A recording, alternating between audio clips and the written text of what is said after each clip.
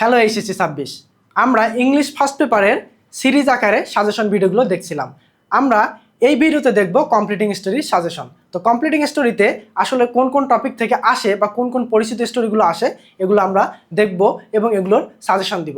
সেই সাথে কমপ্লিটিং স্টোরিতে কেবলমাত্র যে পরিচিত গল্প আসে এরকমটা না, কিভাবে আমরা নিজে থেকে ক্রিয়েটিভ স্টোরি লিখতে পারি এই জিনিসটা নিয়ে আমরা হালকা ধারণা নেওয়ার চেষ্টা করব। তো দেরি না করে চলো শুরু করা যাক। আমাদের কমপ্লিটিং স্টোরিতে যে পরিচিত গল্পগুলো ইম্পর্টেন্ট সেগুলো আমি প্রথমে দেখিয়ে দিই। বায়েজিদস ডেভোশন টু হিজ মাদার, মানে বায়েজিদ বোস্তামের যে গল্পটা আছে এটা কিন্তু বিভিন্নবার পরীক্ষায় বারবার রিপিটেড হয়ে আসে।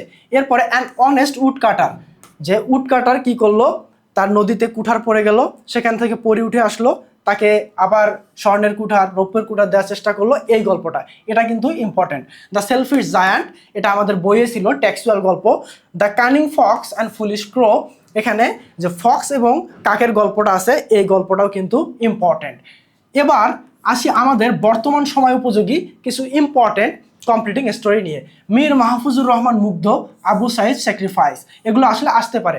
আমাদের জুলাই আন্দোলনের আমাদের যে শহীদগণ ছিলেন এবং যারা আন্দোলনের সম্মুখ সারিতে ছিল তাদের স্যাক্রিফাইস নিয়ে গল্পগুলো আসতে পারে, কারণ টিচাররা এখন রিসেন্ট ইস্যুতে খুব বেশি ফোকাস করতেছে। টু ফ্রেন্ডস অ্যান্ড আ বিয়ার, এটা আমাদের পরিচিত গল্প। কিং মেডাস, রবার্ট ব্রুস, এগুলো পরিচিত গল্প। গ্রাফস আর সর, আঙ্গুর ফর টক, এগুলো হচ্ছে আমাদের পরিচিত গল্প।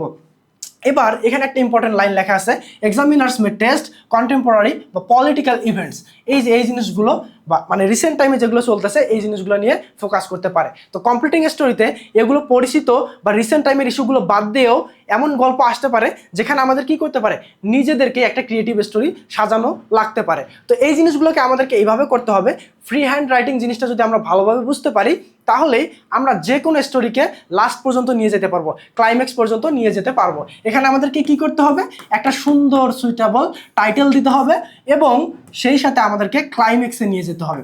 একটা ক্লাইম্যাক্স পয়েন্টে যদি আমরা নিয়ে যেতে পারি এই স্টোরিটাকে, তাহলে যে কোনো ক্রিয়েটিভ স্টোরিতে, মানে এই গল্পটা আমি জীবনে পড়ি নাই কিন্তু নিজের মতো করে ডেভেলপ করে একটা গল্পতে নিয়ে গেছি এবং এখান থেকে আমাদের একটা মোরাল লেসন আছে, মানে আমরা এখান থেকে একটা নৈতিক জিনিস শিখতে পারতেছি।